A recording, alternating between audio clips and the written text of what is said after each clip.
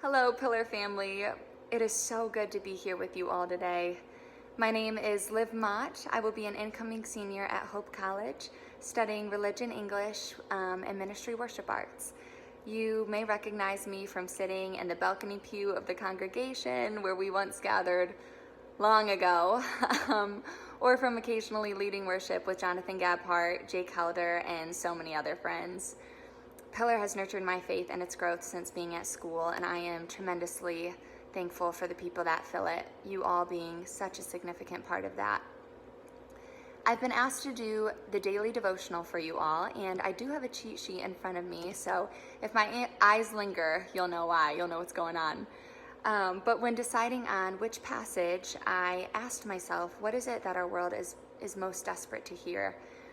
And I kept coming back to the verse that has stuck with me throughout my journey of growing closer to Jesus, while also further discovering the harshness and brokenness of the world around me as a young adult.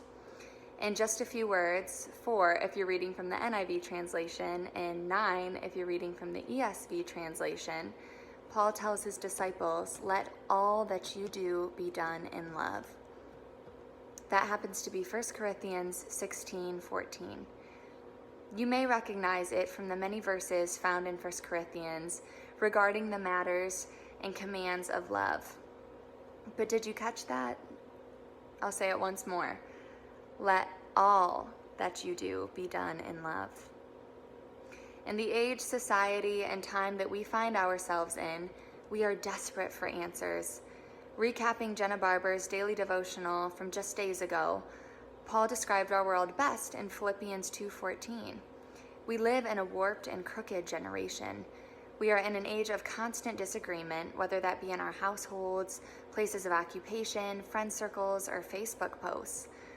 Have you ever asked yourself, has any of us asked ourselves, what has love done in my life?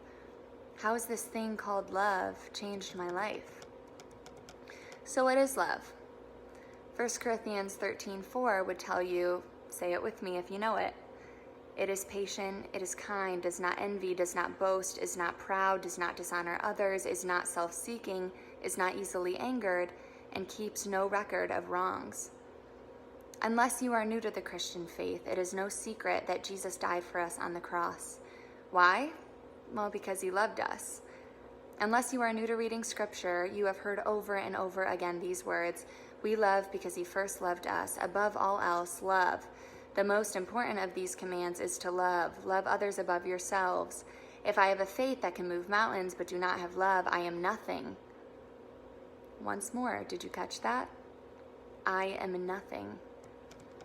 From someone belonging to the young generation speaking out on the overdue injustices and tragedies of our world, from someone no longer protected from the unfathomably hard stories so many often endure because of my youth, from someone who has encountered challenges not only in her external and societal world, but within her internal world, I am newly discovering my place within these conversations.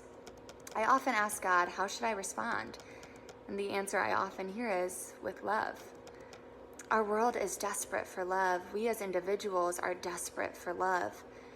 Today, I would encourage you to think about how you've been showing love to those around you, whether they be your family, your friends, your coworkers, complete strangers, your enemies.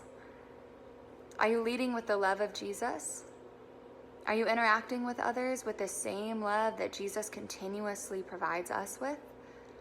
How different would our world and all of our lives be if only we first loved? Before we are quick to speak, to disagree, to grow angry, to prove wrong, to judge, to comment, to not listen, could we first condition our hearts to love?